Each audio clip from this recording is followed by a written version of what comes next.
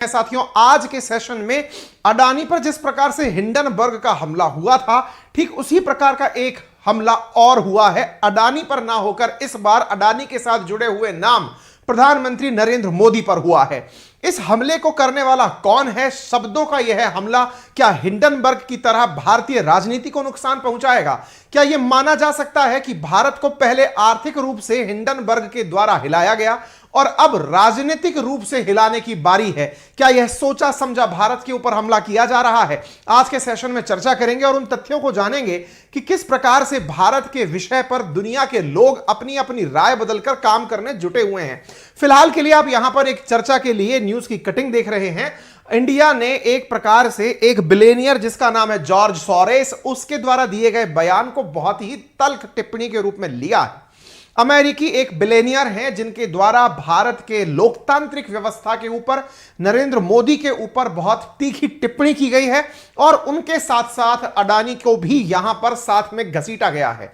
जिस प्रकार से अडानी पर हिंडनबर्ग की रिपोर्ट ने अडानी को फाइनेंशियली पूरी तरह हिलाने का काम किया, ठीक उसी प्रकार से जॉर्ज सोरेस नामक इस अरबपति ने, जो कि 90 साल से अधिक उम्र के हैं, जो अमेरिकी मूल के हैं, इन्होंने भारत पर लोकतांत्रिक मूल्यों के खत्म होने का आरोप लगाया है और कहा है कि प्रधानमंत्री नरेंद्र मोदी के चलते, अडानी और मोदी के चलते भारत में मुसलमानों पर हो रहे जो अत्याचार हैं उनके चलते लोकतांत्रिक मूल्य खतरे में हैं। इन बातों पर पूरी तरह से राजनीतिक पार्टियां हमलावर हैं। स्वाभाविक है कि नरेंद्र मोदी पार्टी से बिलोंग करते हैं बीजेपी से, तो उनकी सुरक्षा में बीजेपी आगे आई है। लेकिन इस बार कांग्रेस ने बहुत मैच्योरिटी दिखाते हुए जॉर्ज सोरेस को जवाब दिया है और कहा है हमारे आंतरिक मसले जो हैं उन मसलों को हम निमट लेंगे, तुम होते कौन हो इस प्रकार की बातें करने वाले। यानी कि लोकतंत्र की बहाली में इस बार कांग्रेस ने एक मजबूत विपक्ष के रूप में अमेरिकी को आईना दिखाया है। आज के सेशन में इन तमाम बातों के बारे में चर्चा करेंगे। आप सबसे गुजारिश है कि सेशन को जल्दी से शेयर कर दीजिए, लेकिन एक जरूरी जानकारी जान लीजिए। जानकारी यह है कि आज का यह सेशन शिवरात्रि से पूर्व का सेशन है। शिवरात्रि की पूर्व संध्या पर चूंकि यह सेशन है, आप कल जब तक आएंगे तब तक आपका व्रत पूरी तरह से फास्ट खोलकर आएंगे, तो मैं पहले ही आपको शिवरात्रि के पावन अवसर पर बम बम भोले, हर हर महादेव, आपको शुभकामनाएं प्रेषित करता हूं। चर्चा करते हैं इस व्यक्ति के बारे में। कौन है जॉर्ज सोरेस? साथियों, कहा जाता है कि यह व्यक्ति मूल रूप से अमेरिकी नहीं है। तो यह कौन है? असल में इस व्यक्ति का जन्म अमेरिका में नहीं हुआ है। इस व्यक्ति का जन्म हुआ था हंगरी की राजधानी बुडापेस्ट में। जैसे बहुत सारे भारत के भी अमीर व्यक्ति जो अब जाकर अमेरिका में बस गए हैं, जिनका जन्म भारत में हुआ या उनके पूर्वजों का जन्म भारत में हुआ, जाकर अमेरिका बस गए, ऐसे ही इस व्यक्ति का जन्म हंगरी की राजधानी बुडापेस्ट में हुआ और जाकर अमेरिका बस गया। यानी एक हंगेरियन और अमेरिकी मूल का व्यक्ति है और इस व्यक्ति का जन्म 1930 में हुआ है। वर्तमान में 93 साल की उम्र की तरफ ये बढ़ रहा है। फिलहाल इसके बारे में जो प्राप्त जानकारी है मीडिया में वो ये है कि इस व्यक्ति ने बहुत सारी अपनी आय को अब तक दान किया है। लेकिन दान किस काम के लिए किया है, तो इसकी बातों को या फिर इसके द्वारा जो किए गए कृत्य हैं उनको अलग अलग तरह से देखा जाता है। जैसे इसका अधिकांश धन दान होने के कारण जब यह ढूंढा गया कि दान किसको किया गया है, तो राजनीतिक पार्टियों का नाम आया। यह डोनाल्ड ट्रंप का तीक्ष्ण विरोधी है, तो स्वाभाविक है कि डोनाल्ड ट्रंप जो कि रिपब्लिकन से हैं, तो यह डेमोक्रेटिक पार्टी का समर्थक है अमेरिका में। तो इसने अपनी आय का बहुत बड़ा हिस्सा डेमोक्रेटिक पार्टी को डोनेट किया है। तो यह डेमोक्रेटिक पार्टी का अब तक का अमेरिका में सबसे बड़ा डोनर है। यानी कि जो बाइडेन की पार्टी है उसका यह बहुत बड़ा समर्थक आदमी है। फोर्ब्स के अनुसार सोरेन की संपत्ति 64% का हिस्सा वो दान कर चुका है और ये अपने द्वारा एक ओपन सोसाइटी फाउंडेशन चलाता है जिसके माध्यम से ये दुनिया भर में पैसे बांटता है। धन बांटने का उद्देश्य होता है सामने वाले देश में डेमोक्रेसी की स्थापना करना। जिस कंट्री के अंदर यानी अमेरिका के अंदर ये बाइडेन का समर्थन करता है, बाइडेन जो कि अपने आप के बारे में कहते हैं कि अमेरिका ओल्डेस्ट डेमोक्रेसी है, और उस डेमोक्रेसी में ये ट्रंप का विरोधी है क्योंकि ये ट्रंप को तानाशाह मानता है। ऐसी कैसी डेमोक्रेसी जिसके अंदर तानाशाह भी सरवाइव करते हो, ये बड़ा ही अचरज का विषय है। तानाशाह की व्याख्या केवल एक शब्द में इतनी होती है कि जब तक वो हैं किसी और को शासन का मौका नहीं मिलता। ये ट्रंप का बहुत बड़ा विरोधी रहा है, फिर बाइडेन शासन में कैसे हैं? इस व्यक्ति के सिद्धांतों में हिलावट तो यहीं से पता चल जाती है, लेकिन इसके बातों को भी जानना जरूरी है। इसने क्या कहा, कहां कहा, कब कहा, इसके बारे में एक जानकारी और जान लीजिए। ये हेज फंड चलाता है। हेज फंड क्या होता है? हालांकि इकोनॉमिक्स की भाषा कहें या मार्केट की भाषा कहें तो ये एक प्रकार का बड़ा इन्वेस्टर है। इन्वेस्ट करने के लिए बड़ी बड़ी कंपनियों में ये लोगों के साथ मिलकर फंड एकत्रित करता है और उस पैसे को इन्वेस्ट करता है।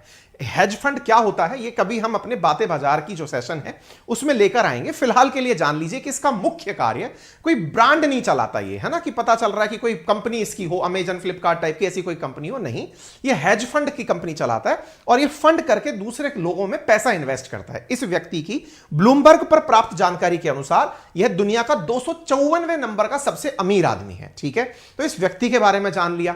इस व्यक्ति ने क्या और कहां कहा वो भी मैं बताऊंगा, लेकिन इससे पहले यह जान लीजिए कि इसके द्वारा दिए गए दान में अभी तक $100 अरब का फंड इसने तानाशाहों से निपटने के लिए दिया है। तानाशाह, मैं अगेन बता रहा हूं, ऑटोक्रेट्स वो लोग होते हैं जब वो सत्ता में होते हैं तो उन्हें कोई नहीं हटा सकता। इसकी नजर में शी जिनपिंग तानाशाह हैं, व्लादिमीर पुतिन तानाशाह हैं और ऐसी ही स्थिति में ये ट्रंप को भी तानाशाह मानता है और मोदी भी अब धीरे धीरे उसी लीक में जा रहे हैं।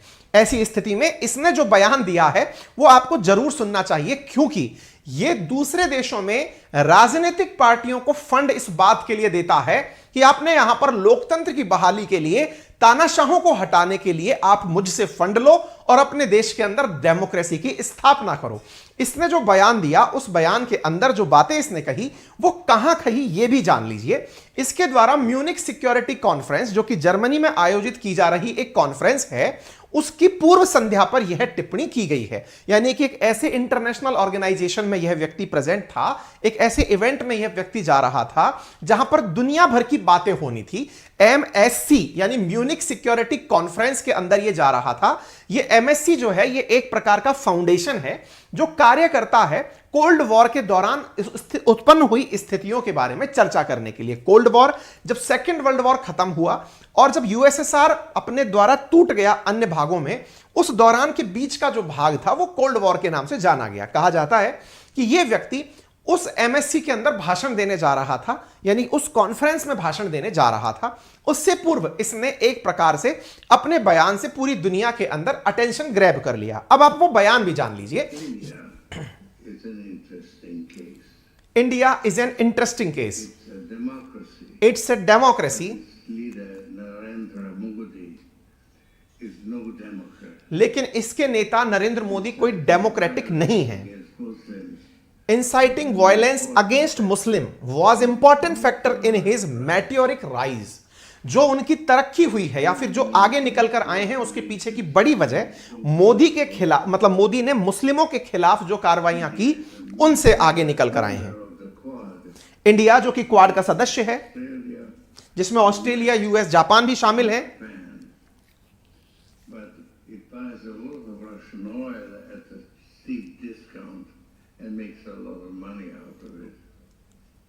रशिया से ये लोग तेल ले रहे हैं वो कि सस्ते दामों पर ले रहे हैं।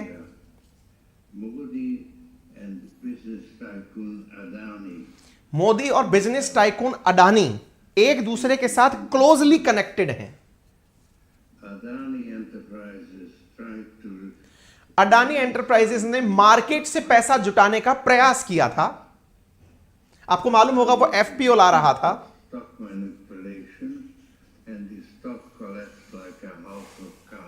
लेकिन उसका जो पूरा की पूरा कारोबार है अडानी का, मार्केट जो है वो कार्ड के महल की तरह बिखर कर गिर गया।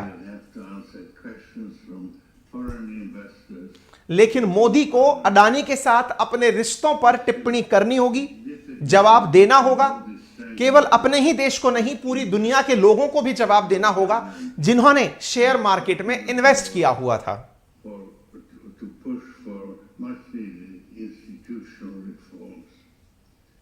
I may be naive, but I expect a democratic revival in India. मैं इंडिया में डेमोक्रेटिक रिवाइवल चाहता हूं। मैं गलत हो सकता हूं, लेकिन मैं चाहता हूं कि इंडिया में डेमोक्रेसी वापस से आए।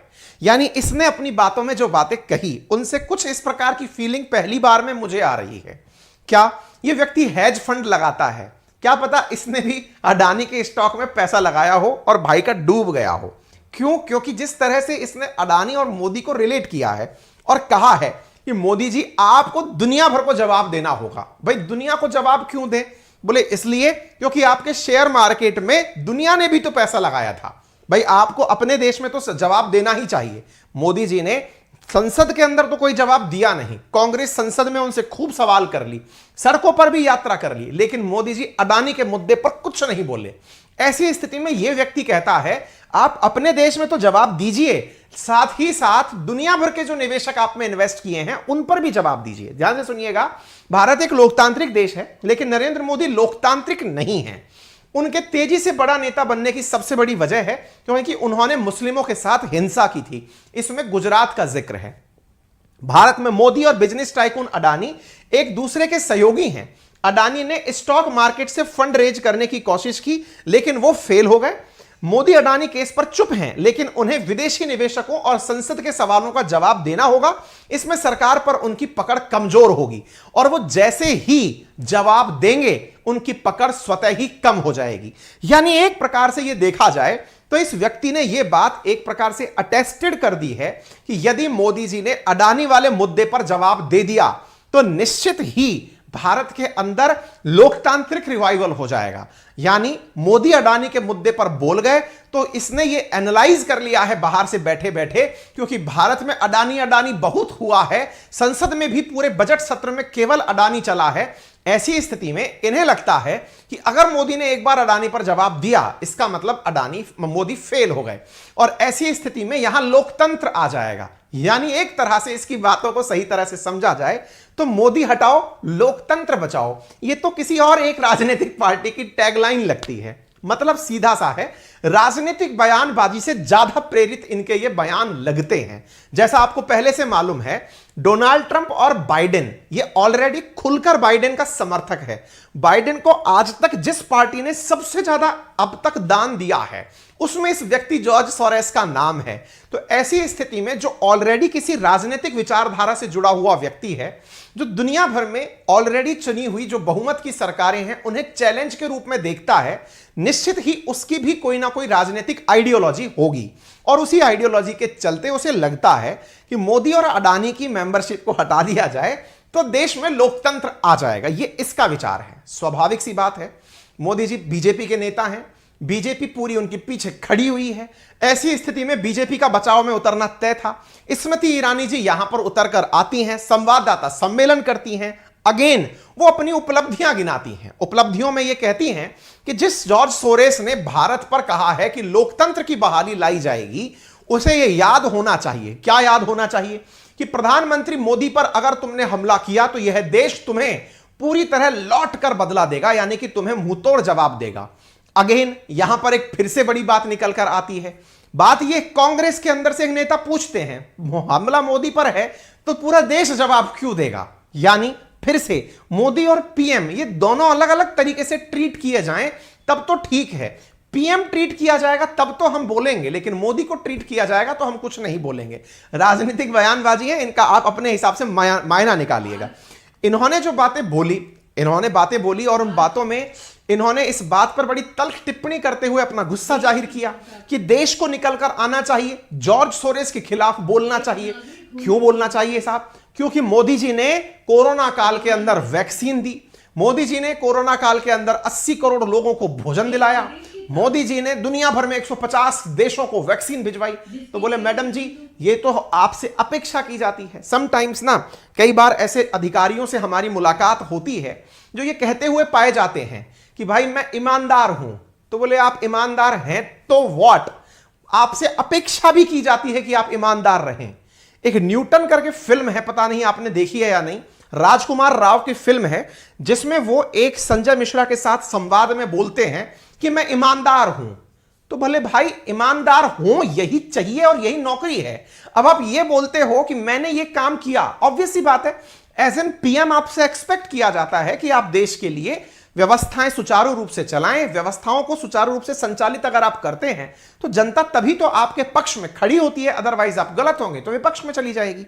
इन्होंने अपने द्वारा स्मृति ईरानी जी ने आकर प्रधानमंत्री मोदी के काम देश को याद दिलाए वापस से। जैसे संसद के अंदर पीएम मोदी के द्वारा राहुल गांधी जी के द्वारा लाखों बार पूछने पर कि अडानी पर कुछ तो बोलो, पीएम साहब कुछ भी नहीं बोले और उन्होंने अपने पुराने काम याद दिलाए। मैंने कोरोना से लड़ाई लड़वाई, देश के अंदर आर्थिक स्थिति को मजबूत रखवाया, इकोनॉमी को टूटने नहीं दिया, रशिया यूक्रेन युद्ध के बावजूद तेल की कीमतों को कंट्रोल रखा, दुनिया के अंदर आज एक मजबूत अर्थव्यवस्था के रूप में बनकर खड़े हैं। ये तो संसद तक ही हो लिया था। स्मृति ईरानी जी आज के, चूंकि अपडेटेड है करंट अफेयर से इनका बयान, तो करंट अफेयर से अपडेटेड बयान में स्मृति ईरानी जी ने देश को याद दिलाया कि आप ये लोग याद करिए, ये देश जिसके एक बिजनेस के कारोबारी ने हमारे ऊपर आरोप लगाए हैं, वो व्यक्ति ये भूल रहा है कि उसी देश के राष्ट्रपति ने प्रधानमंत्री नरेंद्र मोदी को एक दिन पहले ये कहते हुए आभार व्यक्त किया है कि आपकी लीडरशिप के कारण अमेरिका में 1 मिलियन जॉब पैदा होंगी। इसी के साथ साथ इन्होंने कहा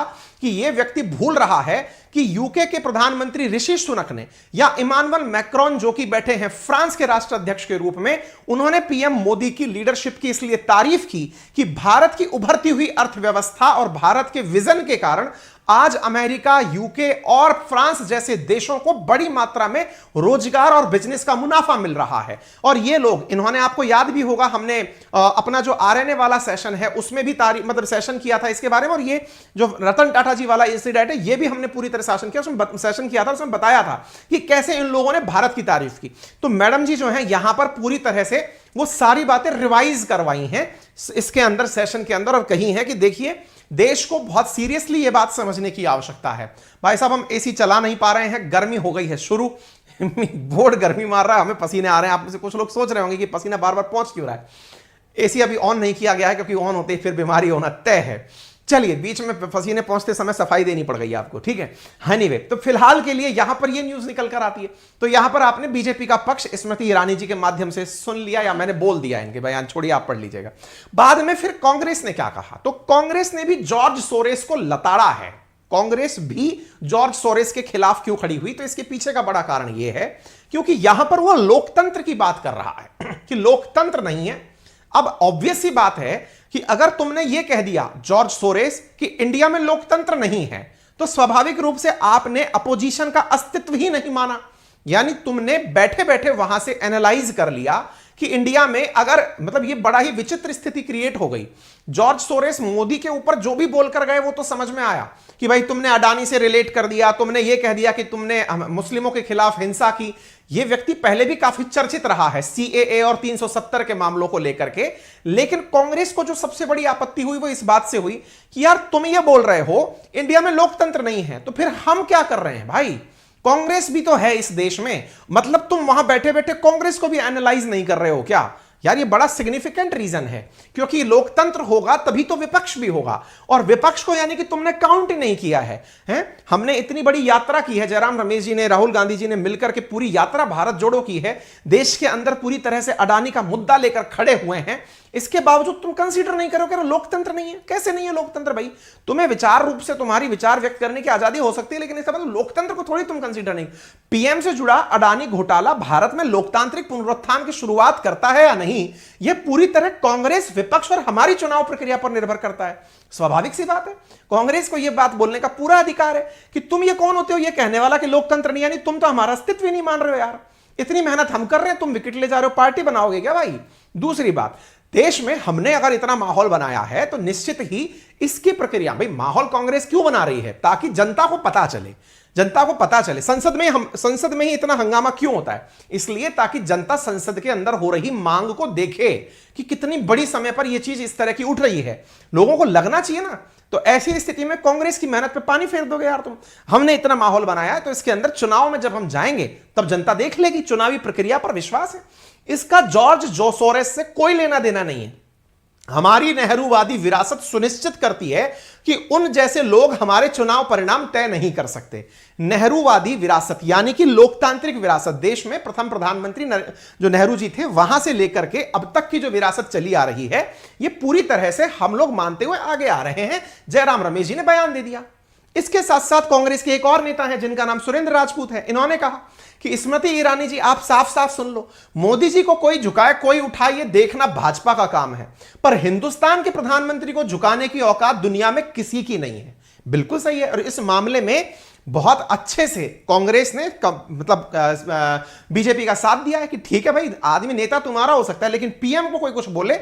और स्वाभाविक सी बात है भाई, आप अगर किसी को ऑटोक्रेट बोल देते हो ना, इसका बहुत बड़ा नुकसान पता है, कांग्रेस के अस्तित्व पर आ जाएगा, विपक्ष के अस्तित्व पर आ जाएगा कि लो यहां तो ऑटोक्रेटिक ही है, तो इनका होना और ना होना कोई मैटर ही नहीं करता है। ठीक है, भाजपा देश के पीछे ना छुपे, मतलब अब इन्होंने एक यहां पर व्यंग भी मार दिया। और व्यंग क्या मार दिया कि साहब ये ना समझें आप कि आप देश के पीछे की, जैसे अडानी के ऊपर हुआ हमला, अडानी बाहर निकल के आया और कहा कि देश को बदले की कार्रवाई, यानी देश को हिंडनबर्ग का विरोध करना चाहिए। अब ऐसे ही बीजेपी निकल कर आ गई कि देश को जॉर्ज सोरेस का विरोध करना चाहिए। तो ये जो स्थिति है, नेता आपके हैं, आप विरोध करिए, देश के पीछे क्यों छुप रहे? अब देखो ये राजनीतिक बयानबाजी है।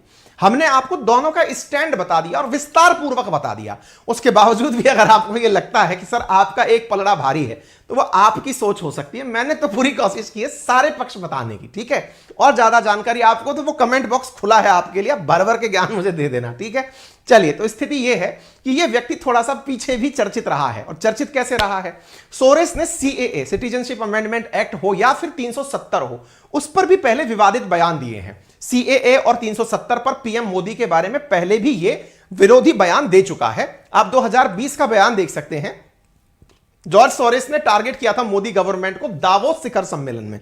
ये बड़े इवेंट्स में जब जाता है, वहां जाकर के ये इन मुद्दों को रेज करता है। इसने कहा सिटीजनशिप अमेंडमेंट एक्ट जो है वो एक प्रकार से मतलब दबाने के लिए है। इसने 370 के बारे में भी कहा कि भारत में लोकतांत्रिक तरीके से चुने गए प्रधानमंत्री, यानी चुनने का तरीका लोकतांत्रिक था।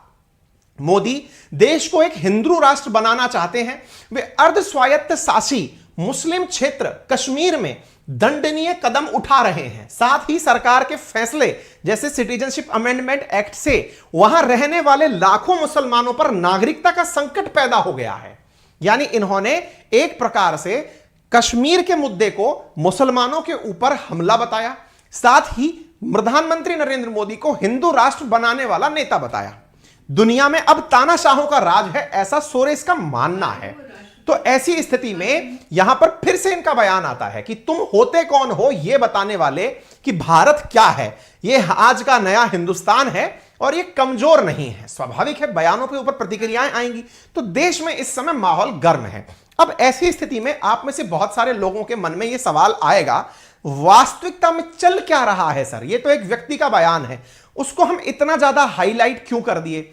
देखो भाई, ये पैसे वाले लोग हैं, ये बयान तो दे के माहौल बिगाड़ते ही हैं, ये पैसा दे के भी माहौल बिगाड़ते हैं। और ये व्यक्ति तो ऑलरेडी अपनी मेजॉरिटी संपत्ति जो है दान कर चुका है राजनीतिक पार्टियों को। इसका मतलब ये है पैसे से ही अगर सब कुछ होता है, क्योंकि जहां एक और हम ये मानते हैं कि अडानी और अंबानी मोदी जी के साथ हैं, पैसे के कारण सब चल रहा है, तो इसका मतलब इसका पैसा भी राजनीति के अंदर एंट्री कर सकता है। और एंट्री अगर इसका पैसा कर जाएगा तो राजनीति में फिर से खेला हो जाएगा। अब जो भी हो, फिलहाल के लिए देश की राजनीति में पैसे का महत्व किसी से छुपा नहीं है। बस वो बात सही है कि लोग इस बात को स्वीकार नहीं करते। इसके बाद में अगर इंडिया की स्थिति की बात हो तो इंडिया के बारे में वर्ल्ड लार्जेस्ट डेमोक्रेसी होना, यह बात अमेरिका खुद स्वीकार कर चुका है कि India is a most diverse country. यहां पर विविधताएं बहुत हैं और साथ ही इंडिया लार्जेस्ट डेमोक्रेसी है। यह ज्यादा पुरानी बात नहीं है, लास्ट ईयर 2022 की बात है जब अमेरिका की तरफ से यह बयान आया था। दूसरी तरफ इंडिया एक लार्जेस्ट डेमोक्रेसी और इसकी बात मायने रखती है, यह बात हाल ही में फ्रांस ने बोली थी रशिया और यूक्रेन वॉर पर। यानी कि यह जॉर्ज सोरेस क्या सोचता है, इस बात से अगर हमारे ऊपर फर्क पड़े तो इस बात से भी फर्क पड़ना चाहिए कि अमेरिका की वर्तमान बाइडेन सरकार क्या सोचती है, फ्रांस के इमानुएल मैक्रोन क्या सोचते हैं, क्योंकि वो राजनेता हैं। और ऐसी स्थिति में अगर वो ये बात बोलते हैं तो इसका मतलब है कि भारत कहीं तो मायने रखता है। और तो और अगर ऐसी ही बातें हैं तो भारत से उम्मीदें दुनिया ने बहुत रखी हैं। जैसे मेक्सिको के एक मतलब जो राष्ट्राध्यक्ष हैं, उन्होंने तो प्रधानमंत्री नरेंद्र मोदी को उन लोगों में शुमार किया था कि अगर ये चाह लें तो ये युद्ध रुकवा सकते हैं। इसका मतलब ये हुआ कि दुनिया के अंदर सबके अपने विचार हैं और वो विचार व्यक्त करने में लग रहे हैं। एनीवे, इंडिया अगर इतना ही ज्यादा ऑटोक्रेटिक देश होता तो शायद इंडिया को आज दुनिया का सबसे बड़ा इवेंट आयोजित करने का मौका ना मिलता। गौरवान्वित करने का क्षण है, अमृतकाल में भारत को G20 की अध्यक्षता मिली है। G20 जो कि 20 बड़े राष्ट्र, जिसमें अमेरिका, चाइना जैसे सब राष्ट्र एक टेबल पर होंगे, उसकी अध्यक्षता भारत करेगा और भारत में इवेंट आयोजित होगा। तो निश्चित ही यह किसी तानाशाह मुल्क में आयोजित होने वाला कार्यक्रम नहीं हो सकता। इतना ही नहीं, भारत SCO के भी यहां पर अध्यक्षता करेगा, यानी कि सब चीजें भारत के अंदर विविधता के साथ निकलती आ रही हैं। लाख बुराइयों के बीच वाकई में जो अच्छाई का काम है देश के लिए, वो ये है कि रशिया यूक्रेन वॉर ने बहुत से देशों को हिला दिया। रशिया यूक्रेन युद्ध से ब्रिटेन की इकोनॉमी कैसे हिली सबको पता है, ब्रिटेन में सरकारें कैसे पलटी सबको दिखता है, श्रीलंका के अंदर बड़े बिगड़े हुए हालात हो या फिर पाकिस्तान की बिगड़ी अर्थव्यवस्था सबको दिखती हैं। भारत इस स्थिति में सरवाइव कर गया। हो सकता है जॉर्ज सोरेस को कहीं ना कहीं यह भी दुख देता हो, क्योंकि अल्टीमेटली वो एक इन्वेस्टर है और मार्केट से हित बहुतों का जुड़ा हुआ होता है। बाकी आपकी क्या राय है आप जरूर बता सकते हैं, आप फ्री हैं बताने के लिए। और हमने जो आपके सामने अभी एनालिसिस किया वो आपको कैसा लगा जरूर बताएं। चैनल के राइट हैंड कॉर्नर में एक सब्सक्राइब का बटन दिया हुआ है, कृपया करके उसे दबा दें, जिसके दबाने पर कोई चार्ज नहीं लगता है और आप तक हमारी सूचनाएं तुरंत पहुंचती हैं, यह हमें इसका लाभ होता है।